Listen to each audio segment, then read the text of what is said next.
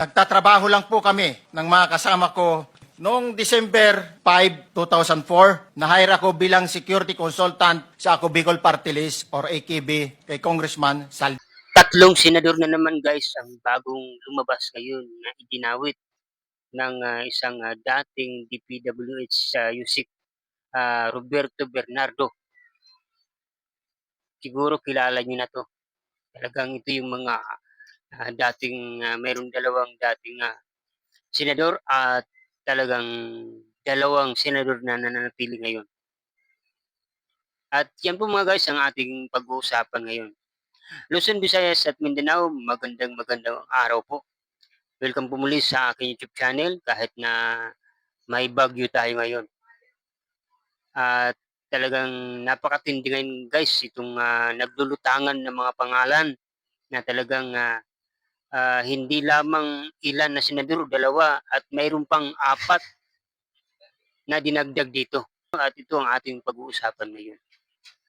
So bago tayo magpatuloy guys, kung bago pa lang po kayo sa aking YouTube channel, pwede bang paki-like ang video, paki-subscribe na rin po at pakipindot na rin po ang notification bell sa baba at para maging update kayo sa mga bago kong i-upload na video.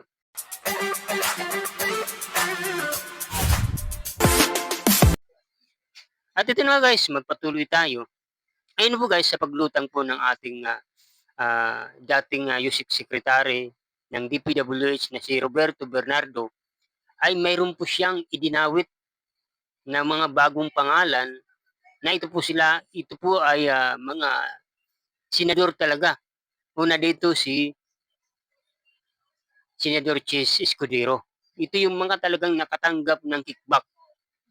Chis Escudero, Ramon Rebella, Sani Angara, naku po, at saka yung dating senador na mayor na ngayon sa Makati na si Nancy Binay.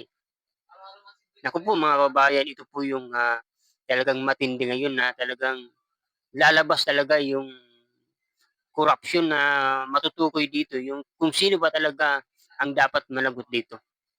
Nakakalungkot man guys, abangan natin ano ba talaga ang totoo, ano ba ang katotohanan. Siyempre itong mga nadawit na pangalan nito ay talagang mag-react kasi alam niyo po mga kababayan, itong si Chis Escudero, alam natin na ang kanyang kaso lamang dito yung tumanggap ng donation dahil nga po doon sa pagtakbo niya ng 2022 sa senatorial election. May nakatanggap po siya ng 30 million na donation mula sa isang engineer ba. Eh sabi nga niya, ito ay hindi naman dahil nga po ay bilang kaibigan. So ngayon guys, akala natin doon lang ay mayroon din pala, mayroon lihim. Mayroon pa pala lihim, matinding lihim na nakatanggap po dahil tinuro siya ni dating DPWH na nakatanggap ng kickback na napakalaking halaga. Si Chis Escudero, Ramon Rebella, at saka si Nancy Binay at si Sani Angara. Ako mga kabayan, abangan natin kung ano ba mangyayari.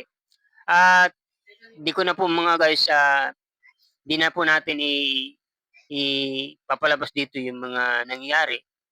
At kinut ko lamang yung mga talagang nasangkot dito dahil pinanood ko po mga kababayan.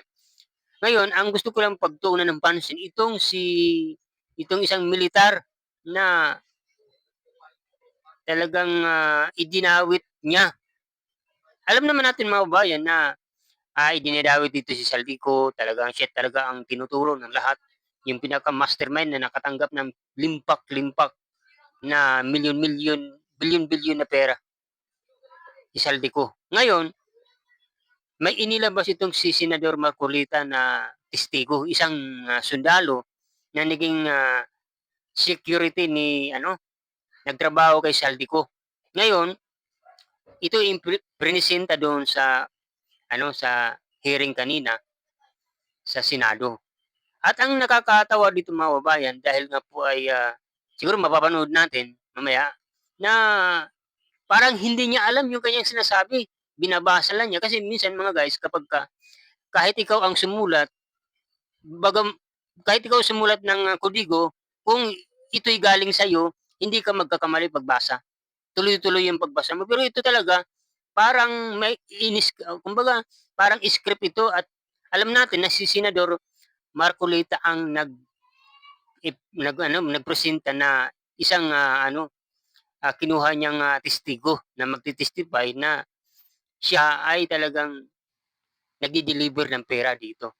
Ngayon, ang nakakalungkot, parang kino-coach dito ni Senador Marcolita. Halatang-halata ang ginagawa ni Marcolita.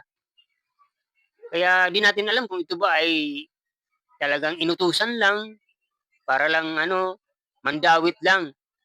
Kasi ang pinupunteriya niya dito si maliban kay Saldico si Martin Romualdez. Ito po mga guys, panoorin natin bago tayo mag-react. Yan ito ang video. Tuwing may duty at detailed ako sa basura, it means itong basura, ito yung box ng pera na pinag-uusapan natin sa kasalukuyan. Mr. Gutesa, mag-stick ka lang sa binabasa mo. Huwag ka nang nag-a-adlib. Ay, Kung ano yung nandito, basahin mo lang. Yes, Your Honor. Bago ibaba ang nasabing basura, ito, Merong napuputol sa binabasa mo eh. Huwag kang magmadali. Huwag kang magmadali. naputol na, Ulitin mo yung paragraph 20. wala na akong, So ayun guys, napanood niyo talagang malinaw po, di ba? At makikita niyo yung comment section nung nag-upload na habang pinapanood yung video na napakaraming mga netizen na nagdi-disagree sa ginawa ni Marcolita na parang kino-coach niya yung isang nagte-testify o kanyang siguro hindi natin alam, siguro akin lang 'to, opinyon ko lang 'to. Baka sabi nga ay gawa ito ni Marcolita na parang binabasa lamang dito ni hindi parang hindi personal knowledge ni nung isang sundalo na 'yun ang kanyang ginagawa kundi knowledge ito ng iba kasi kung sa kanya galing 'to talagang mangingibabaw yung dito na mami-memorize niya dito. Alam na alam niya yung sasabihin niya, hindi siya magkakamali. Ito dito utal-utal eh. Bagamat binabasa talagang halatang-halata na hindi niya gawa ang sulat na 'to, 'di ba? Malinaw po. Ikaw, ano ba ang reaksyon niyo dito? Ano ba masasabi niyo dito? Halata naman, 'di ba? Kasi ngayon, itong talagang gumagawa din ng kapamaaranan na mayroon mga taong mayroon silang may mga senador na mayroong pinagtatakpan dito. Mayroon talagang ito yung nakakalungkot ngayon na mayroong senador diyan na hindi natin alam na hinaharang nila yung mga investigasyon nung nakaraan administrasyon para ang madiin dito yung bagong administrasyon na si Bongbong Marcos. 'Di ba? So malinaw po. Ano bang reaksyon niyo dito mga kababayan? At ilagay niyo lang po sa comment section. At hindi na po ako magtatagal at magkita-kita po muli tayo sa sunod na mga video. Maraming salamat po sa inyong panahon. Bye-bye.